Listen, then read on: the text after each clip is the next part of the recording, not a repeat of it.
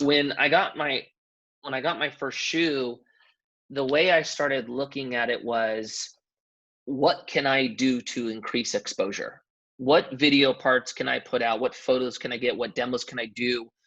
What about myself can I put out there to grow my audience so that I could sell more product? And it just became more of a, uh, there became more of a strategy behind it than just, I'm just going to go out and skate.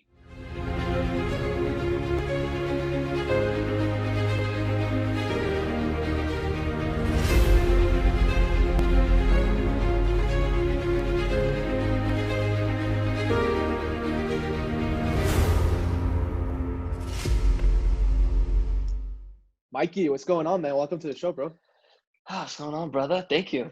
Yeah, I know. I was saying offline, we've been trying to do this for, I think over a year. Yeah. That'll be a good telling for how this interview's gonna go. Good things take a long time to happen, huh? 100%. I mean, hey, look, for everyone that's listening, I want everyone to really listen to that a whole year, because a lot of people who start podcasts, I always get the question of how do you get guests and what do you do? And I'm like, just consistency. Obviously, don't be annoying, but you know, pop up in different areas. And I've ran into you a couple of times, heard a lot of amazing things about you, so I'm genuinely excited to have a sit down with you. Me too. Hell yeah. I'm glad this thing ended up. I'm glad you didn't give up on me. No, man, yeah. I have a list of people I really want to talk to because they've lived cool lives and have interesting stories. And to me, man, like it's normal. Like I've had interviews take 8 months to book, and that's fine. I mean, I let life do its thing.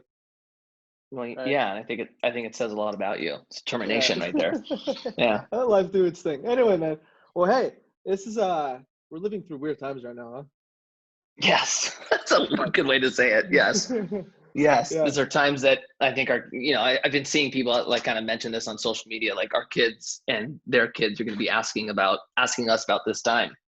2020 is going to be a year we definitely talk about. Yeah, that's right. How's it been with you? Like, how's the business adapting, with everything you're doing? So, I mean, overall good.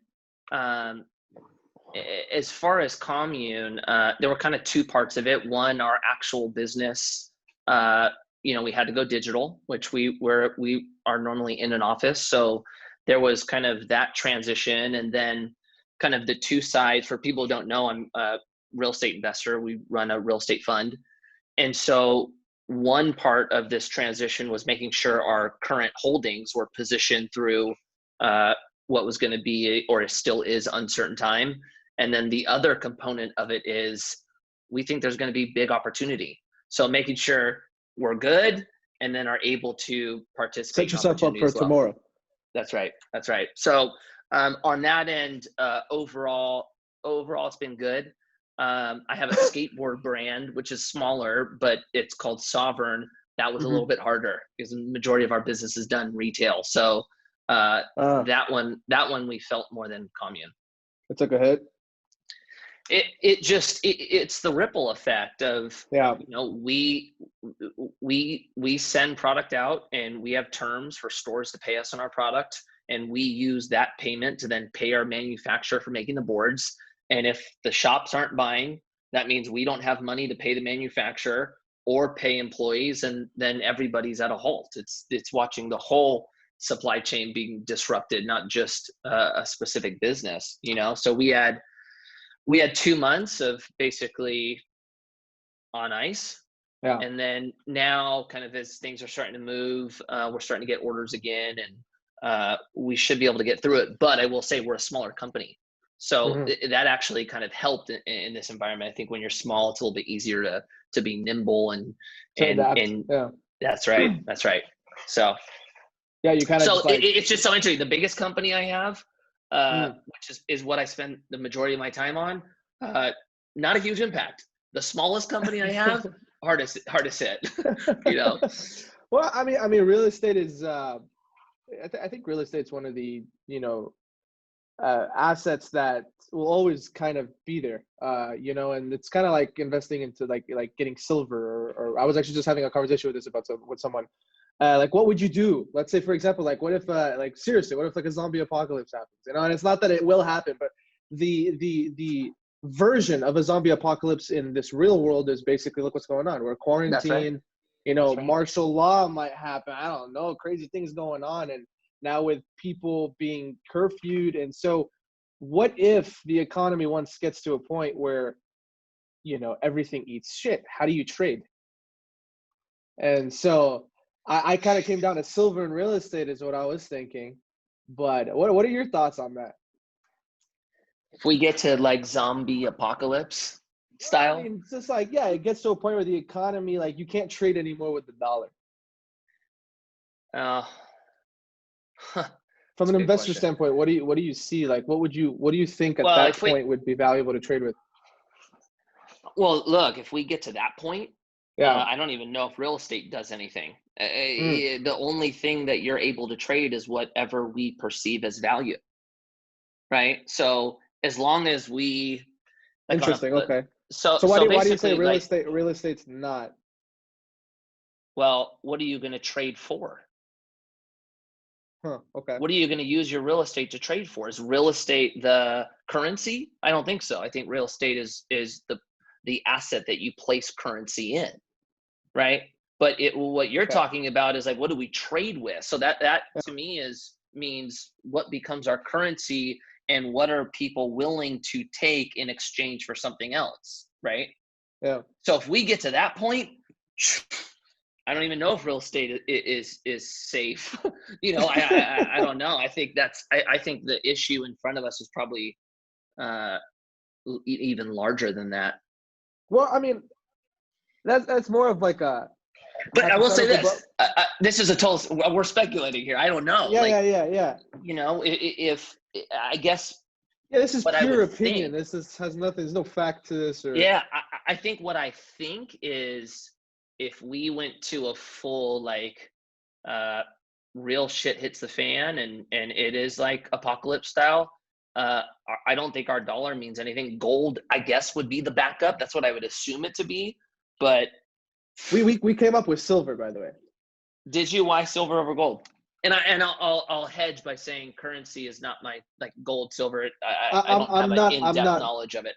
me neither. But the person I was sitting down with had a pretty valid argument. And what I remember, at least from the bits and pieces of it, is that at the end of the day, silver will always hold its value because of the way again, I'm not educated at all, but what I remember is like the mineral of it. I don't know. I just something weighs more than gold at the end of the day. Like if it really gets to a point where we can only trade with like material or whatever we have, like go back to the old, like, you know, the freaking days where none of this existed, then silver always outweighs it. Her reasoning was very intriguing and long, but I was kind of like, huh, silver. I never thought it. People would automatically assume gold is like, That's what I would. Yeah, that's what I would assume.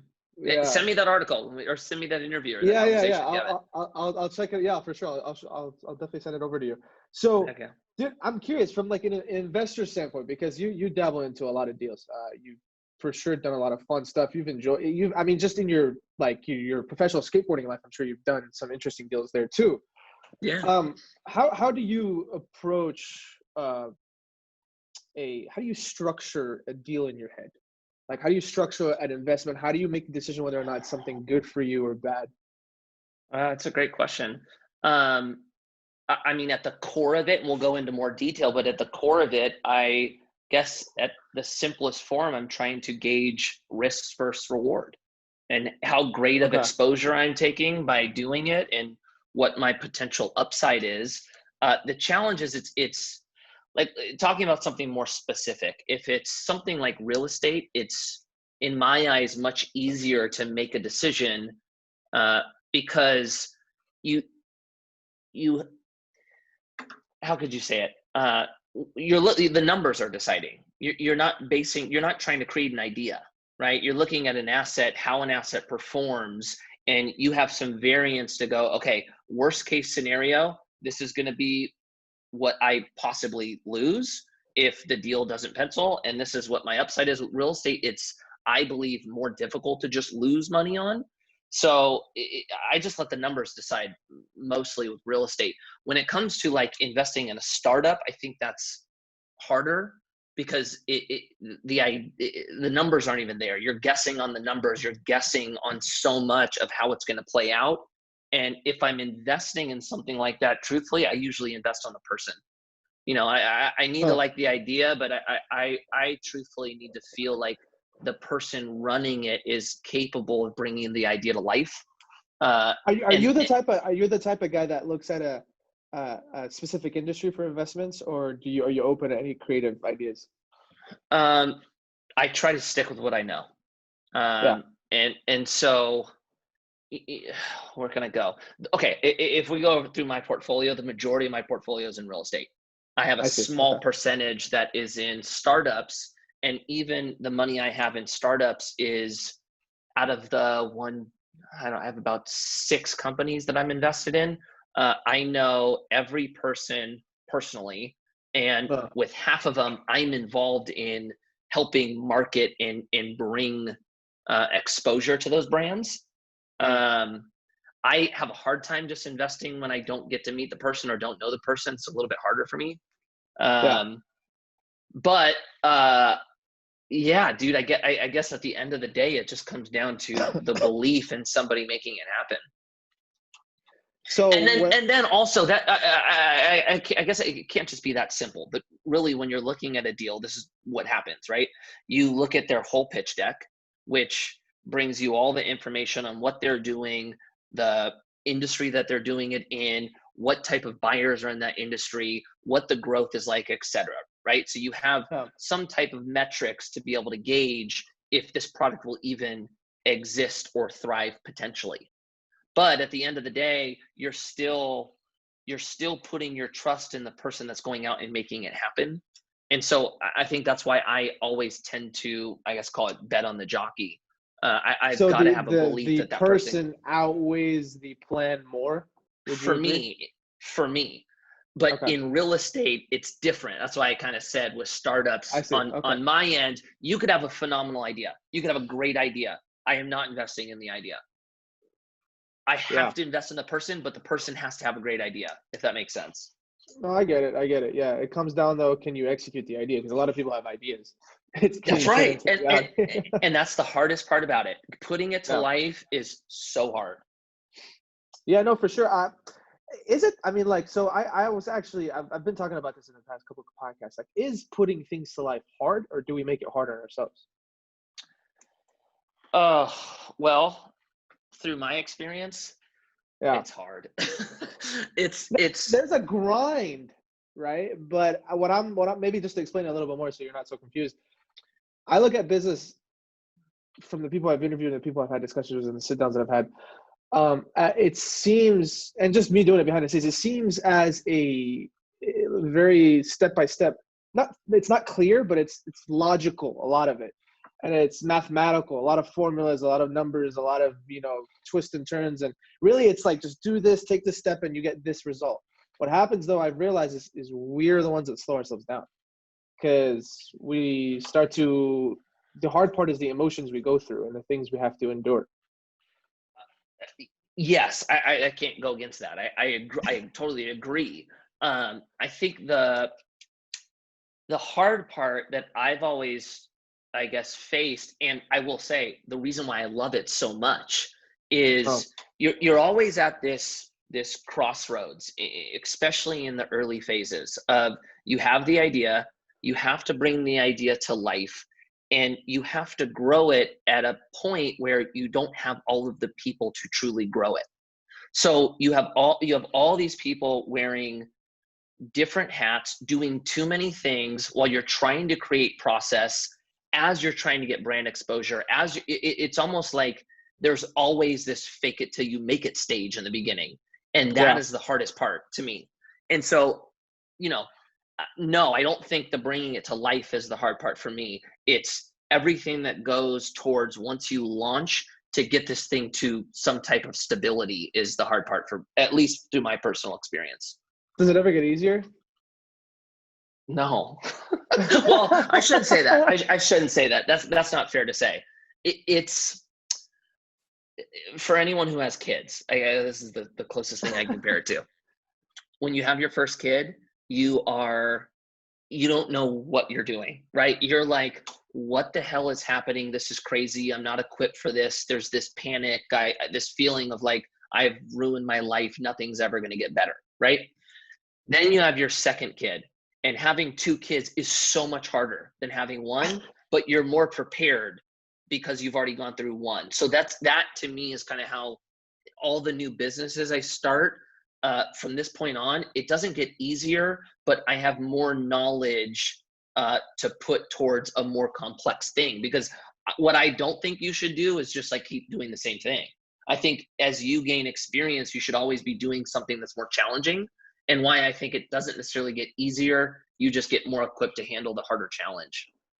Yeah, I mean, that's basically, I guess, the way you can explain all that is there's stages to it, right? There's That's levels right. to it. Yeah. There's levels to it, but this is the thing, Yeah. right? Like, let's say you make it to level 10. Let's say you're playing the game, get to level 10, the game's over, right? Uh-huh.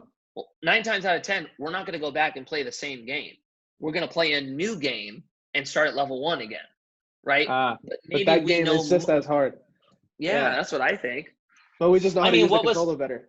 that's right. And it's like, Yeah. That's exactly right. That's exactly Yeah. right. Yeah, you nailed it. Interesting way to look at it. I've never thought of it like that. I would just assume that, you know, the more you grow as an entrepreneur, the more resources you have. And so, how about speed? What about speed? Does it get faster? Oh, okay. So that's a good point. That's actually a really good point. So you do make more relationships. You do have more resources. That is 100% true. So I guess I will say there's parts about it that are easier, Yeah. but it's still really hard. Yeah. Well, business is not black and white, Yeah, so that's why yeah, it's like there's a yeah. lot of. And you know what? And I will say this could be maybe from my experience and the way I've gone about it. It's like, my beginning stages of entrepreneurship. It's like skateboard company, craft brewery, private equity fund. Like they're three totally different things. And Yeah. so there's been, even though I've had more resources, there's been such this learning curve of a totally different thing. So I think that's maybe why I'm like, no, this is like equally as hard, but the panic isn't there. The like, holy shit, the walls are caving in, I'm screwed. That goes away. Now it's like, this is really hard, but I love it. We're going to get through this, and these are the things we need to do. Yeah. But Yeah. you're still cracking a code. It's like you're still trying to solve problems.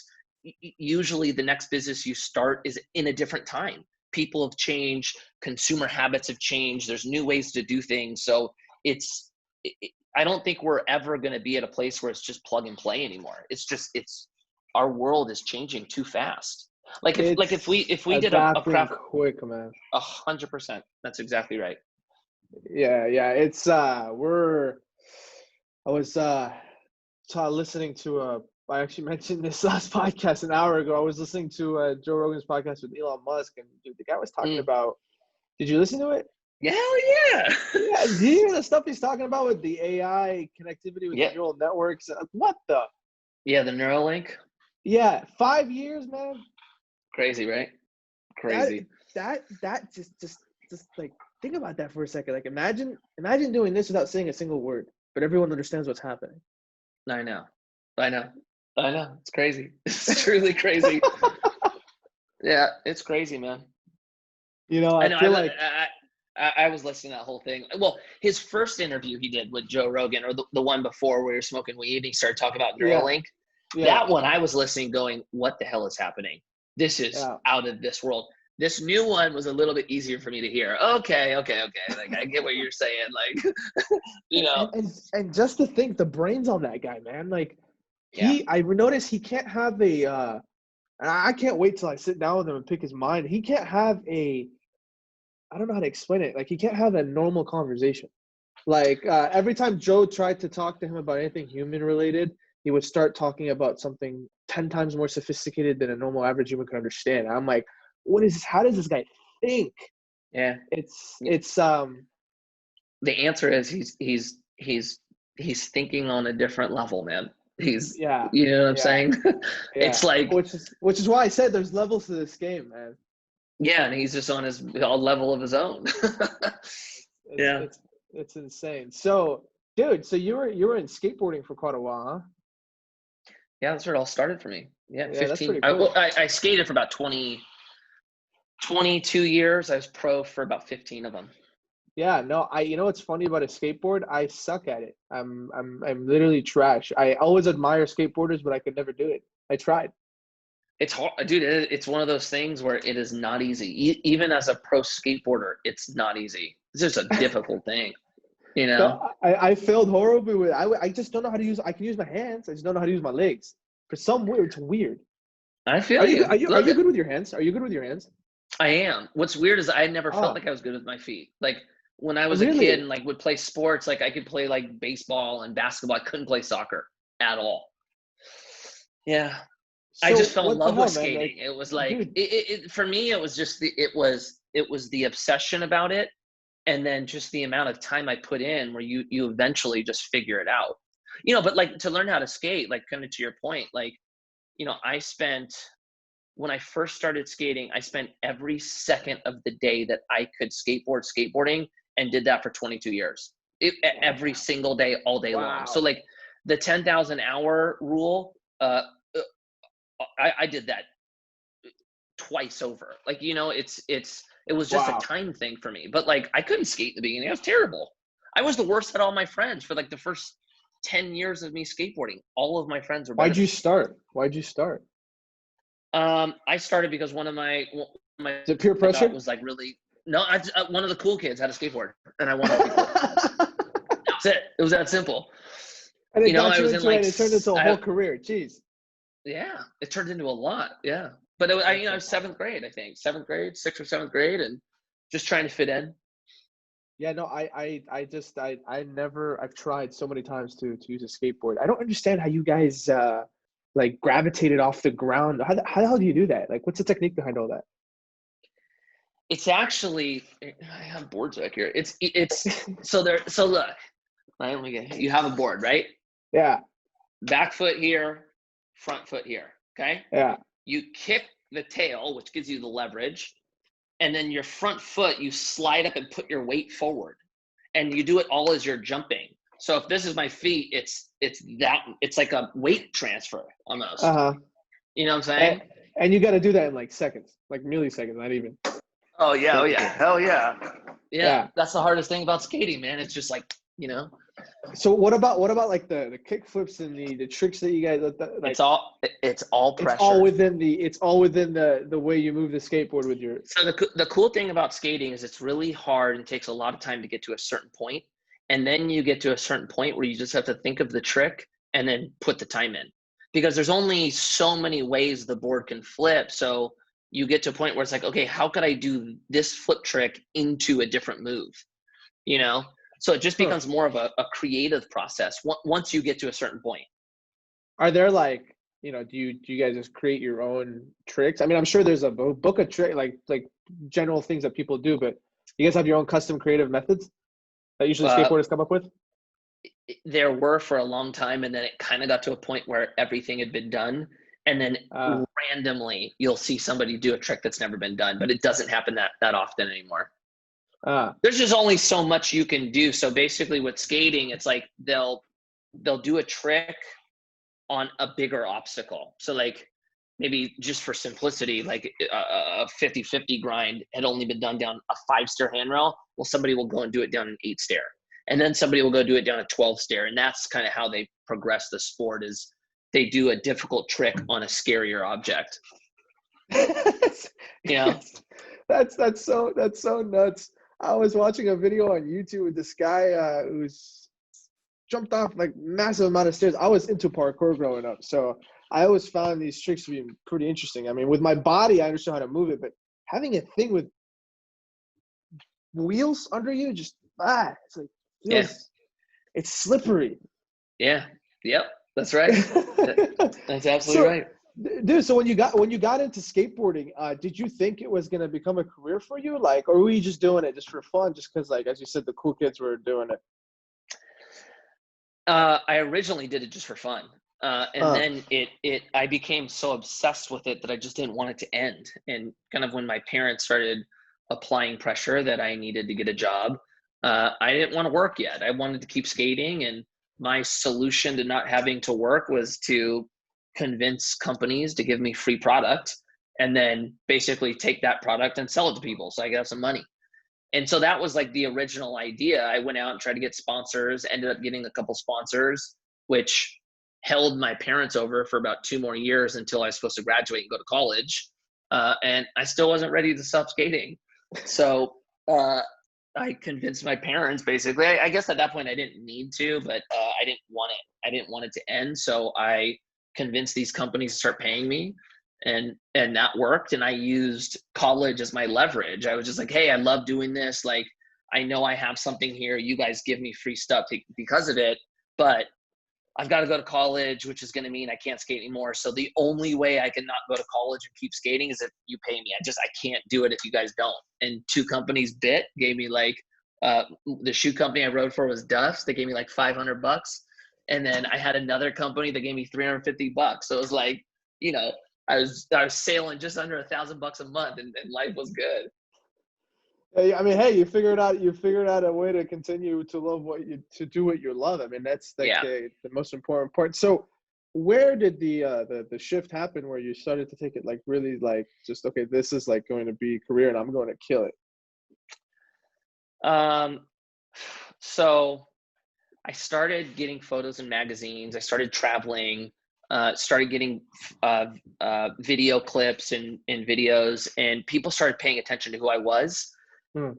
And so I was like, okay, cool. Like, I'll try to do something with this, but it hadn't crossed over to like the point of like, this is my career. It was just like, I have an opportunity. I got to a point where my shoe sponsor wanted to give me my own signature shoe. And that's like that's the biggest accomplishment that skaters could have, is to have your own shoe. And so that was the point of me. I was like, holy shit, this is serious.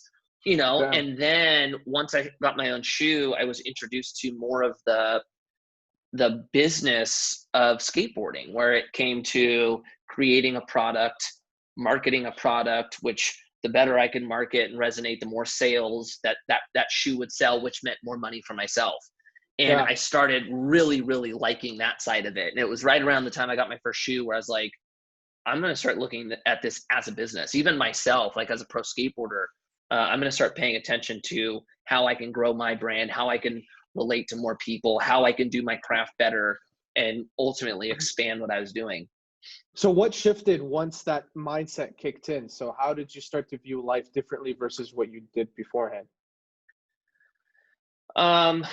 Well, beforehand, it was like same mentality of me being a kid. It was just, I'm just skating. That's all.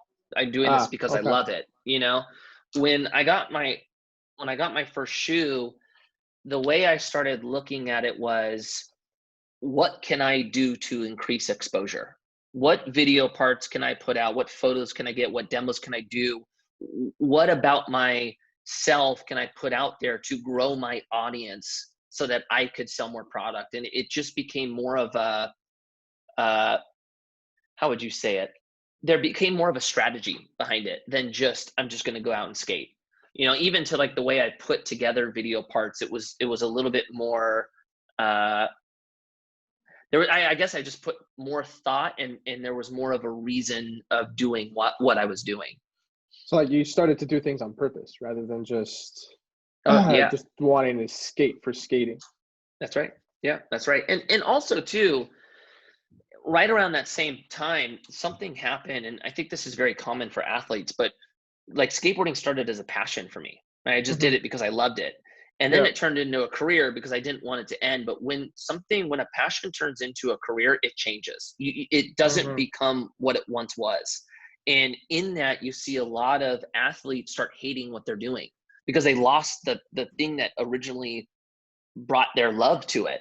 And that happened for me as well. And when my shoe came out, it was this new love for the business side of skateboarding that brought this new passion behind skating for me. And I remember there was this moment where like I stopped enjoying what I was doing. I was getting pissed every time I was skate. I was breaking a ton of boards. But once I started enjoying the business side, it brought this new fire kind of up under me, in which I really started enjoying skating for a new reason. So did you ever have a point in your life where you felt kind of lost, I would say, because you've invested most of your life into this skateboard, and I mean, times came that were uneasy and you had to shift and change your method. I mean, that right there, you're telling me that moment in your life where you started hating things. How did you overcome all that? Like a lot of people give up in those moments, you know? So that's a very important, crucial time in your life. So there were two pivotal moments for me. One was that when that happened, when I was skating, Yeah. and it was like I had this moment that it was very clear. I was at one of my sponsors was having a Christmas party, and Mhm. the company was here. We were staying at a hotel down the street, and a bunch of us ended up just walking home from the party to the hotel. And it's 2, 3 in the morning. I'm walking home. I don't know why this happened, but all of a sudden I started thinking about myself, thinking about my life, who I was. And the only thing I can explain was I was disappointed in who I was. I kept telling myself, like, this is not who I'm supposed to be. I'm not supposed to hate my life. I'm not supposed to be this person who just complains and is ungrateful. Like, this isn't who I'm meant to be. And it was like such this real moment that, like, I ended up sitting down. I was with like 12 people. They kept going. They didn't realize this happened. I'm sitting down. I'm under this street light. It's like the most like unreal, like movie moment. And I'm like in tears about this. I'm sorry. You're good. Very pretty. I will come out right when I'm done. Can you close the door though, cutie? Thank you. So a And little commercial from your favorite that's sponsor, huh? that's life during COVID with kids. I love it. I love it. So basically, I had this moment where I was like, I hate everything about my life right now, and I kind of just made the choice to change it. It was just like, I hate this. I don't want to be this anymore. Tomorrow, I'm going to begin becoming something new. And I remember waking up and like thinking, okay, I'm changed. And it wasn't like that. It was very small changes that ended up compounding on each other that ended up becoming massive down the line. But I remember in the beginning, it was like I had this problem with complaining about things. And I was like, okay, everything that happens, I'm going to force myself to find one good thing in the situation. Even if I'm reaching and they're truly like, it's a stretch, I'm still going to do it.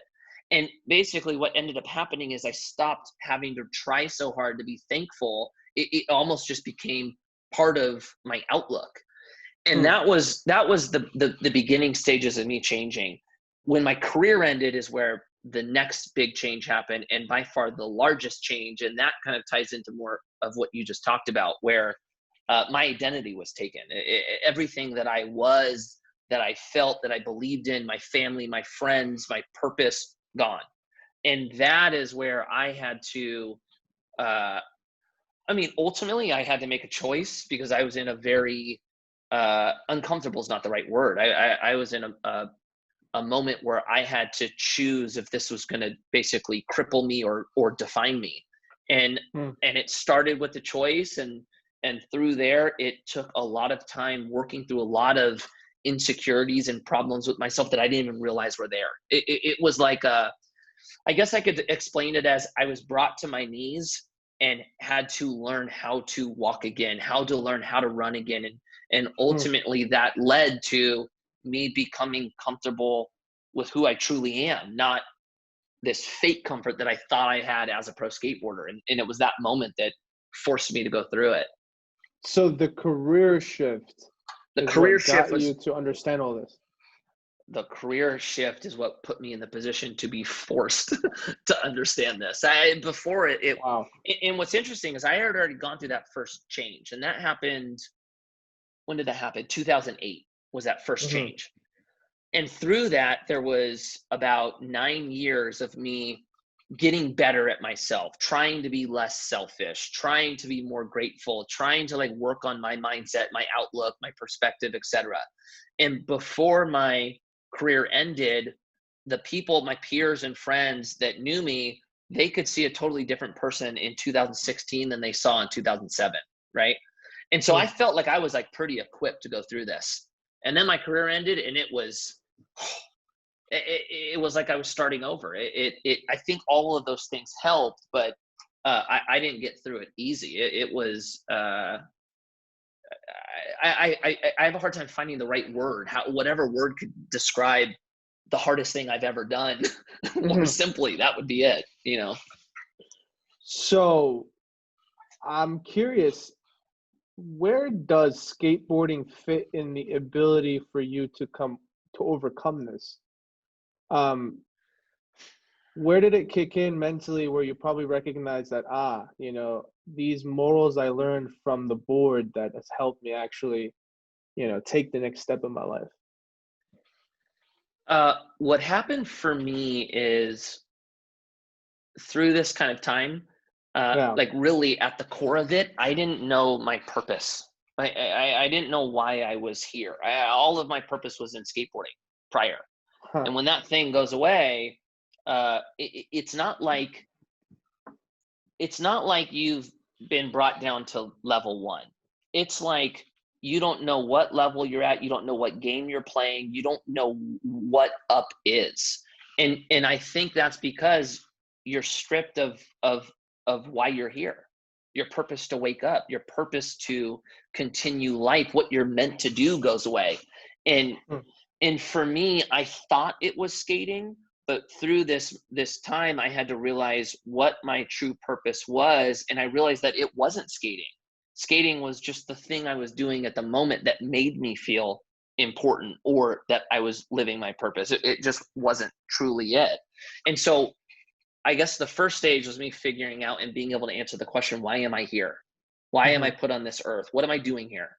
And then once I knew that, then all of the skills that I learned from skating really started showing themselves in me living out what I'm supposed to do.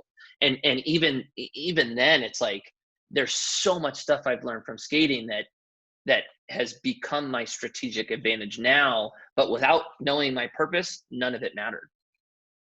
So what I notice of you is you have from what you've told me so far is you have repetitive times where you put it to a corner and you made the decision to do something about it, which seems like the obvious path, but a lot of people don't. Mm.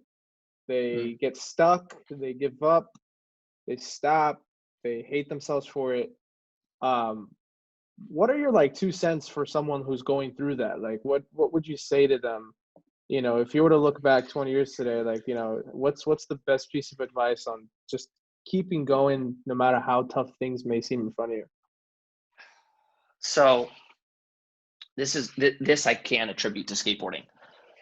With skateboarding, like we touched on the learning process, how hard it is to learn.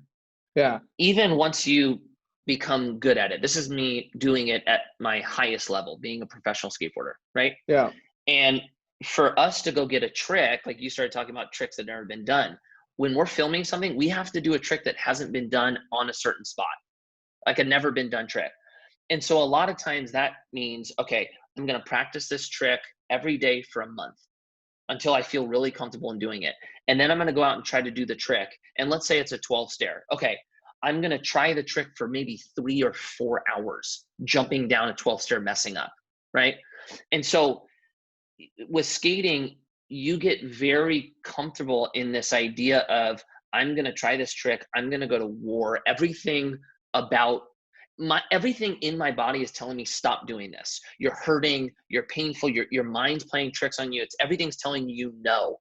And you have to push through it to be able to land the trick, right? And so Hmm. what happens is, one, we experience the joy that comes through suffering.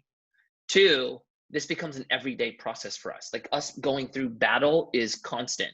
And so what that then conditioned me to do is, if something hurts and something's painful, I know that there's something great on the other end because I've already experienced that joy. So Hmm. it's not so defeating, if that makes sense. If you No, I haven't love gone that. through that I love though, that. if you haven't gone through that though, and we're met with pain, usually our go-to reaction is, oh my God, this hurts. I need to get away from this. This is bad. Protection, right? But Hmm. but once you learn that your body reacts in a way that is not what's best for you, it changes your perspective to go, okay, this isn't a time to retreat. This is actually a time to push forward, but it's not natural. It's unnatural. And unless you know that, you usually just follow what your gut tells you, right? Most of it, oh, I'm just following my gut. Well, if you break that down and even going into your subconscious, like pain, our mind really runs from pain, right? Our mind is always trying to keep us safe, but in keeping us safe, it's keeping us comfortable as well. And there's no time in our life that we've made progress or improved in comfortable situations, right? We always become great through hardship, through discipline, through working out is a perfect one, right? If you want to get in good shape, what's the process going to be like? It's going to be painful. Yeah. What's the outcome going to be? Great, right? Or you Yeah. look at kids, right? Like my daughter fell last week, bust up her knee, right? What she wants is don't touch it, just let it heal. I don't want to feel pain. What we know as parents is, babe, we've got to clean it. We've got to disinfect it. It's going to hurt, but it's going to be better because of it. So you have to just constantly be telling yourselves, your gut reaction doesn't mean what's best. You've got to really push yourself through a scenario where your body's saying, nah, I don't want to do that. And that So I learned from we Katie. do, yeah, we do this on like an everyday level. Then it's just, I guess, an entrepreneurial. So it's just at a much higher capacity. That's right. That's right. And that's why I think like starting a business felt so comfortable for me, because I'm so used to a chaotic environment. I'm so used to the majority of my time being spent in failure, right? I mean, dude, think about that, right? That's 4 hours of jumping off stairs, That's messing crazy. up to Yeah. land the trick. And to land the trick, that's 5 seconds in a video part. It makes no sense, right? But that kind of comfort, then moving into business, when things aren't going right, I just look at it as comfortable. Yeah, things aren't going right. This is normal. This is what I have to figure out to get to the place I want to be. But a lot of times we use things aren't working as a sign of somebody or something telling us this isn't working and we're not supposed to be doing this. That's so interesting. Again, hats off to you, man, because I don't. I mean, I was into sports like that, but skateboarding for whatever freaking reasons, it's like I liked watching it. It was cool to Yeah. watch. It's like it's Yeah. dope when you see a trick happen. Like, oh, that's sick. How you do it? I got no clue. Yeah. I didn't even want to try. I wasn't even interested in it. However, what's funny is I did get on 2 wheels though on a motorcycle. So Hey, oh, there we go. Dude, I'm into a little. It's I don't know if you call it crazier, but I enjoy that a lot. Like that. Like if I were to like do some sort of crazy sport professionally, it would probably be riding. Okay. Yeah. That's one thing I never spent a lot of time on. Yeah, no, it's I'm sure you can. Maybe you can relate to this. It's like it's a very freeing feeling. Yeah, totally. I get that. Yeah. So that's awesome, dude. So you switch your career paths, or at least you're forced to because your career is done. And now you're opening this new chapter in your life, and everything is new. You're now basically a newborn, because beforehand, all you knew was skateboarding, and now you're like, oh wow, there's life out here. You got no degree. I mean, I'm sure you got connections in your brand. How does your brand come into your future now? Like what you've done, because I'm sure like that didn't go to waste. No, no, it didn't go to waste. But when my career ended, I thought I was going to just throw it away. When my career ended, I was like, okay, all of my time has been spent building myself up as a skateboarder. Well, not a skateboarder anymore. Like I was seriously contemplating just getting rid of all of it. Instagram, Facebook, there's no point. And oh, jeez. And then when I started the new company I do, which is Commune, a big motivation in creating it was helping other skaters plan for their future. And so once I had the idea to do the company, then I started thinking of ways in which I could use my platforms to try to better this purpose in which I'm doing this. And so I would say there's 2 parts in really how it helps. One, the impact that I'm able to make and giving back with, if it's information or experience or even promoting the brand, yes, I use it that way. Two, dude, I use my brand and who I am to get in front of people and indoors that would be more difficult to get in without it. Sure. Where if I, like, and this is another one, dude, like I'm in a different world, man. Like private equity world, there's not a lot of skaters here, so think about it. It's like, if I wanted to sit at a table or get in somewhere without the pro skateboard, I'm just another Mike Taylor. It's hard to find a separation or a reason for them to even let me in. But so it's helped you. Oh my gosh, I've learned how to use it to not only get in the door, but it's like coming into that world, right? It's a lot of suits. It's a lot of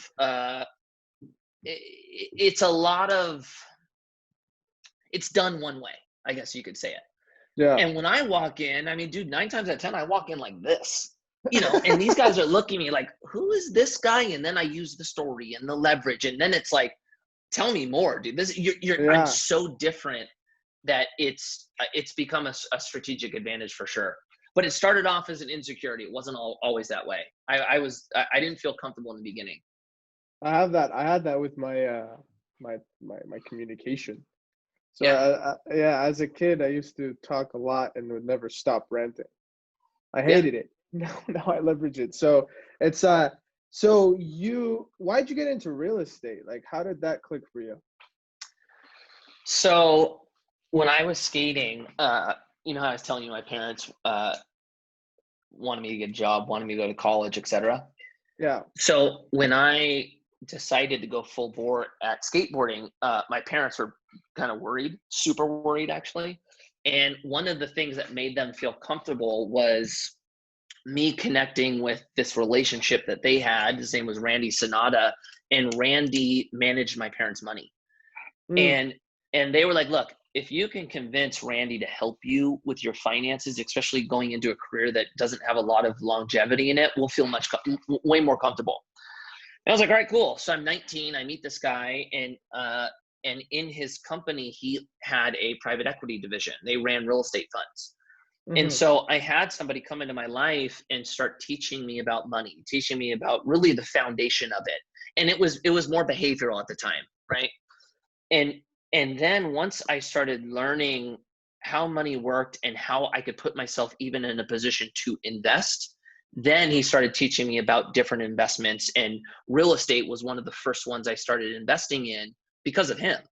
And so when my career ended and looking at, all of my investments, real estate was such a big driving force of my view of creating financial freedom to a point where I didn't have to work again.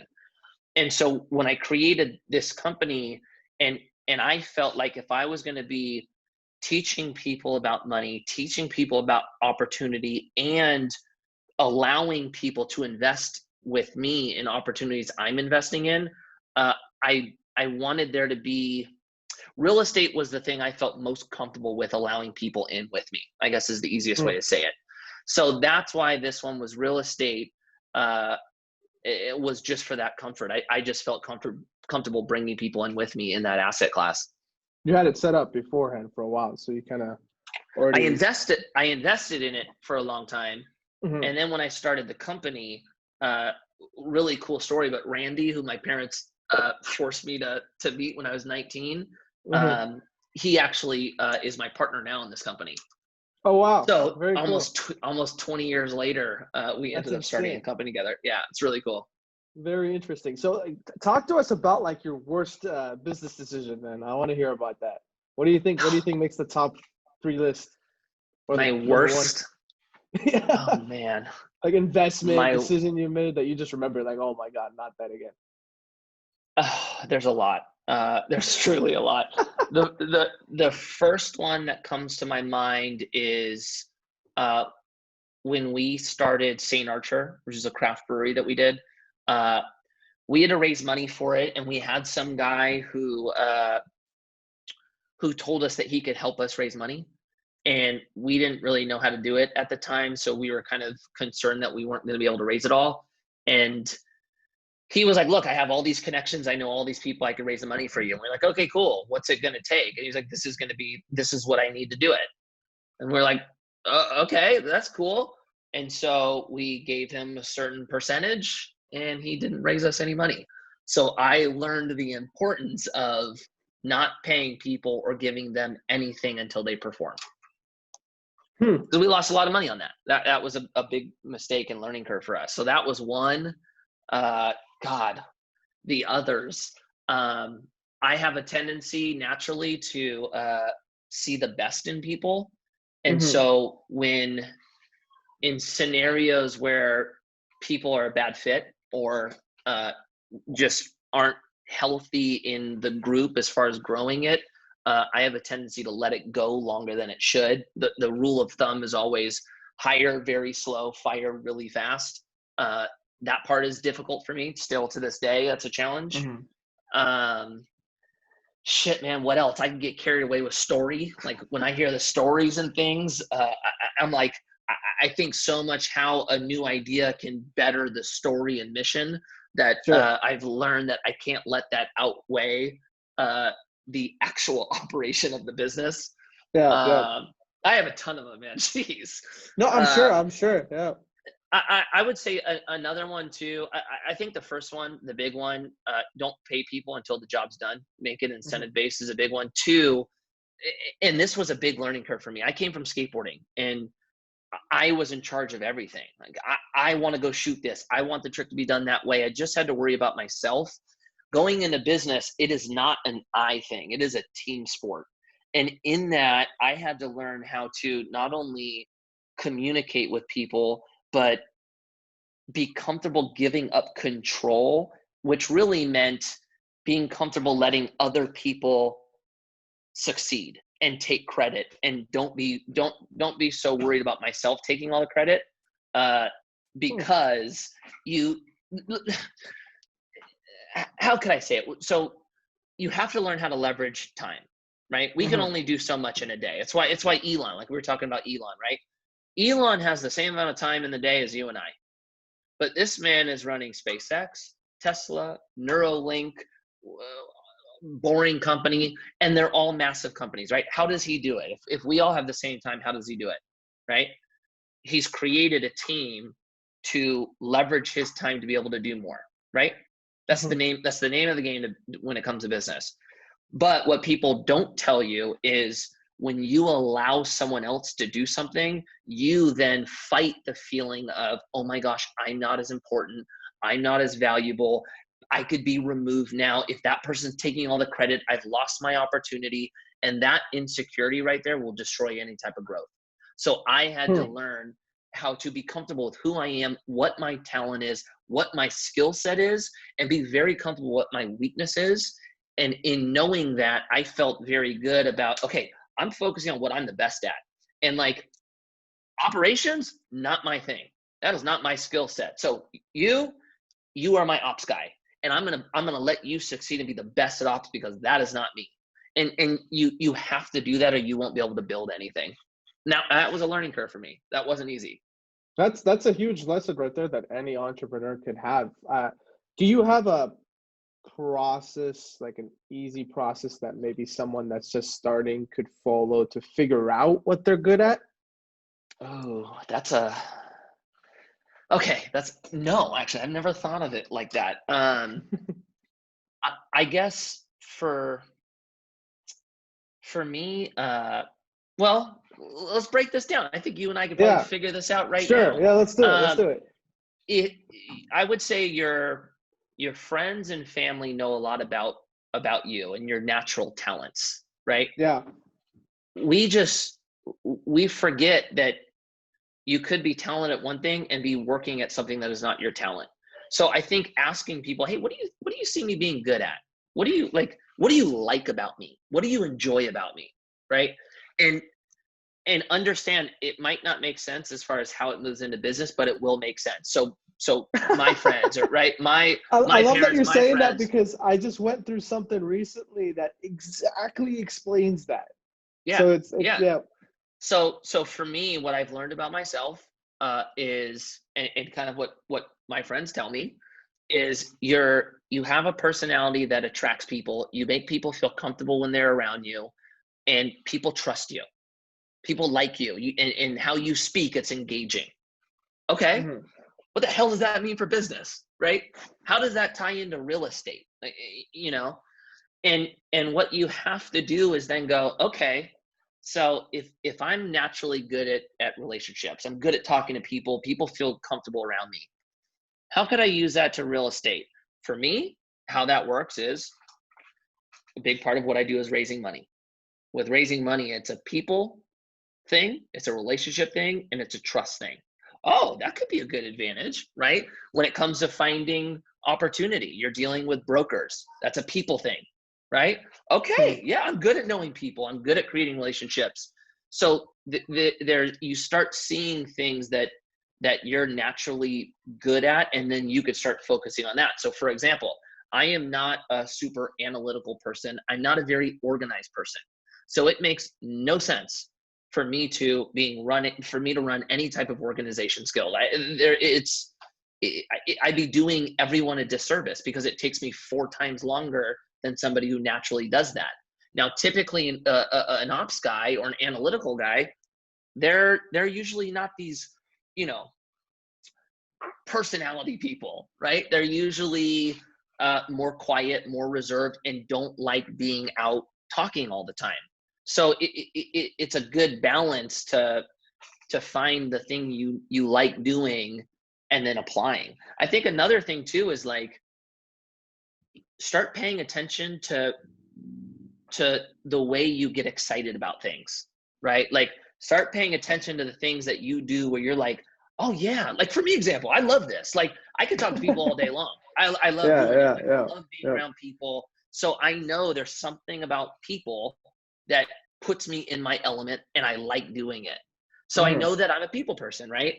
I think another thing too is there's personality tests now that are so good about labeling what your skill set is. So I would say people should take a personality test. There's the Enneagram test that people talk about, the types 3, type 4. That's just really good at like finding qualities about yourself. So everything you're saying sounds, by the way, spot on. I mean, I'm going through it all, so I can totally relate. But what if somebody doesn't have the resources to bring people on, and now they're going to have to wear those different hats? Do you have a strategy that you recommend for startups to follow to be able to quote unquote growth hack or grow faster rather than bootstrapping, or how does that work for you? So okay. Okay, where can I begin on this one? So okay, one thing is sometimes we feel like we don't have the access to resources when we actually do. And the We reason I don't say have that the is, access to resources when we actually do. Okay. yeah. So basically, a lot of times we go, okay, look, I don't have any money, and I have this idea, so I can't hire people on to help me. I'm stuck to doing this myself, right? And Hmm. then somebody will go, okay, well, have you thought about partnering with somebody, or have you thought about bringing on an investor? Oh, I can't do that. I'm not capable of raising money. Nobody would do this for equity in the company without me paying them. These are all things that actually can happen. We just don't think we are able to get people to help, right? Equity is a Okay. big one, dude. People Yeah. people will people will get on board if they believe in your vision, even if you don't have money to pay them. They will take equity to do that if they believe in the vision, right? Now, what I think you're asking is, okay, so how do you get to a point of you brought a couple people on to help, but you need revenue coming in to actually scale it?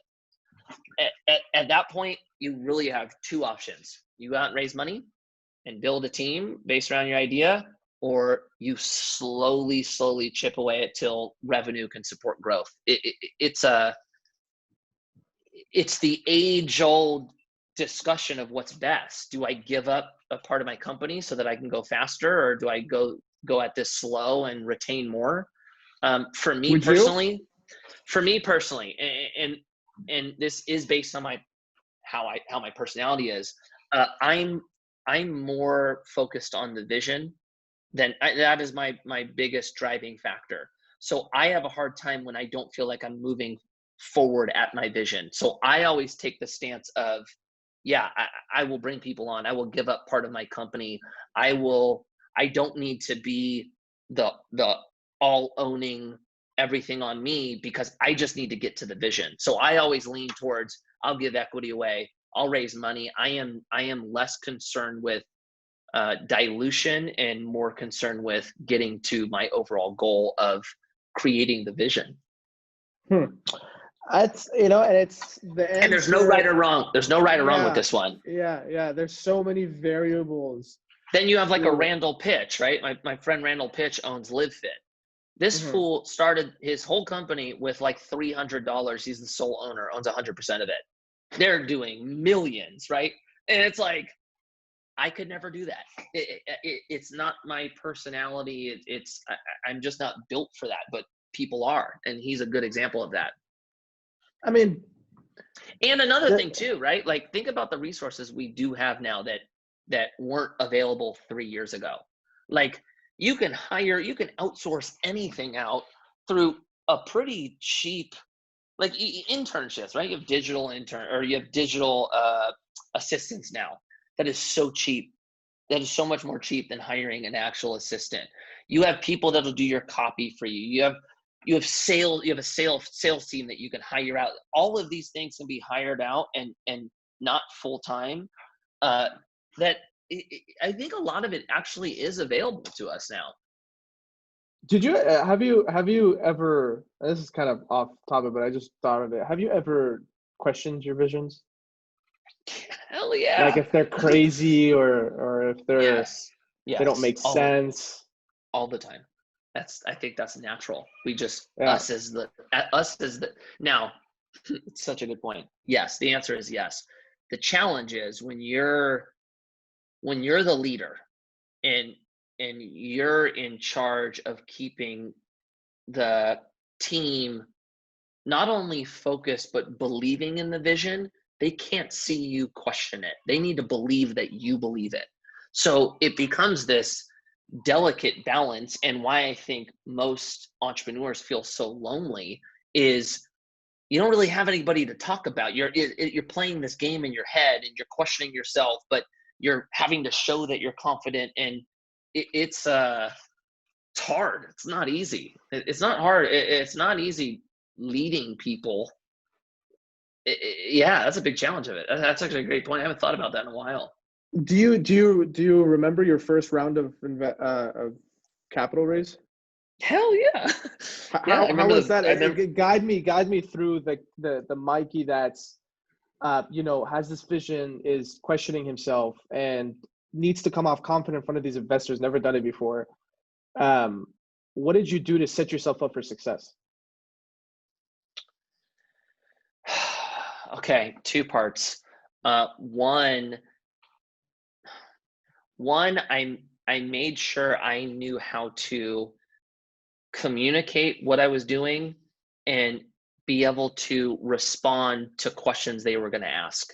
And you're not always going to be able to, but the reason I said that is there's a learning curve with all of this, right? And when it comes to raising money, it's a lot like sales. It's way more no's than it is yes. It's the majority of people tell you no. You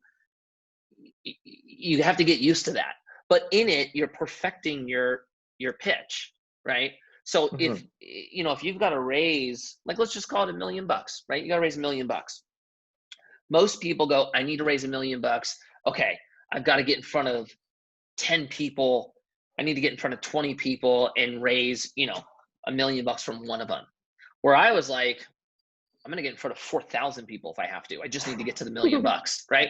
And so, but what it did is I just used every person as a situation or an opportunity to better my pitch. And then what happens is every time you get better and you start seeing questions that like reoccurring questions that people are asking, and your answer gets better to them. And all of this stuff starts coming together. And then before you know it, people are like, damn, you know what the hell you're talking about. Oh yeah, this isn't, yeah. Okay. I feel comfortable. It's just time. It's always time, Yeah, time's the game. How long should someone, for a novice, an entrepreneur who's just looking to raise capital, how long should they put into perspective for what that time means? As far as how long should they give, Yeah, like how 6 long months, a should they, year, 2 years, until they, like, obviously depending on how much money they're raising, but say we're talking about the $1 million. you don't, well, that's a good question. You don't want it to be too long because when it comes to raising money, it's a tricky game, right? Nobody Yeah. wants to be the first dollar in. Nobody wants to feel like you're having a hard time raising money. And so you're trying to create this urgency and leverage when you don't have any yet. And if, like, really people are going to hear your pitch and say, okay, yeah, this is cool. How much money have you raised? And, if you're raising $1 million and you go, well, I've got $500,000 in like commitments. That's usually what people say, right? And then they go, okay, how many dollars do you actually have in? About 20,000. How long have you been raising money? 12 months. That's not a good pitch, right? People are Yeah. going to feel uncomfortable with the fact that other people aren't buying in. And that's really what you're up against. It's like, it's creating this feeling that people believe in your vision, but people also want to feel like other people are believing in it as well. And so for $1 million, and then this comes down to what you're doing. It's like, and what that capital is being used for. If $1 million is, it's too hard to say. I wish I could give a direct answer to it, but Yeah. I don't know. Yeah, Yeah. I No, don't know I what mean, I'm not expecting direct answers. I mean, as I said, business isn't black and white, but just out of curiosity from for just us. because I'll give you kind of what it's been like in the past. The first company we did, we raised $2.5 million. It took us about 7 months to do it. The next company, so with Commune, the first raise we did on our first building, we needed $2 million and we needed it in about 30 days. That was a fast one. And so the benefit to this one was we had a building under contract that we had to close on. So we were able to use the building as our leverage and urgency for you to get in. Hey, we're closing here. This is the building under contract. We're accepting dollars. And this is another one. This is a good one, right? If we had $30 or 30 days to raise money, we told everybody we weren't collecting dollars until day 20. And so we spent the first 20 days pitching this investment and the fact that it's going to close and we're opening dollars here. And if you don't get in, too bad. And we're closing in 30 days. So we were able to use the time frame as urgency to get people in, where sometimes when the time frame's longer, like for example, if you're like, hey, I'm raising $1 million, Mikey, and I'm going, okay, cool. When are you closing? Well, in 6 months, or when I get the first $1 million. Okay, well, how much do you have in right now? I don't have anything in yet. Okay, cool. Call me when you're either at 5.5 months down the road or at $800,000 in. Because if the first person in, the first dollar in, gets the same price that the last person in gets, it's hard to get the first investor in because in theory they're taking added risk for no reward. So everybody shoots to be the last person in before closing. So you're playing this game of like, it's like a mind game you're playing with people. It's tough, but you're it's trying fun to also. sell the vision. So it's kind of like you're kind of a salesperson, but you don't really have a product. Raising capital at the end of the day is sales. Raising Yeah, capital is no, the it same is. thing as It sales. is. Yeah. Yeah. Well, hey, Mikey, this has been fun. I know I can go on and on and on with you, and I feel like Yeah, it's a fun combo. We'll probably do like a part 2 or something. But dude, where can people catch you if they want to reach out? Okay, probably the best place if you get to me on Instagram, you could pretty much find me any other place. My Instagram is just Mikey Taylor. If you're interested in our company, it's communecapital.com. And those are pretty much the easiest ways. On Instagram, if you go there, I have my number on there. You can text me, hit me up. Okay. And I'm pretty responsive. It takes me some time to get back to you, but I will get back to you. Well, hey, that's awesome, man. I mean, it took me about a year. So, guys, for whoever's listening, Oh, chill, dog. give it like 365 days. I'm just messing. I'm just messing. That's good. No, Mikey, it's been a true pleasure, man. I appreciate you for being on the show, brother. All right, brother. Appreciate you as well.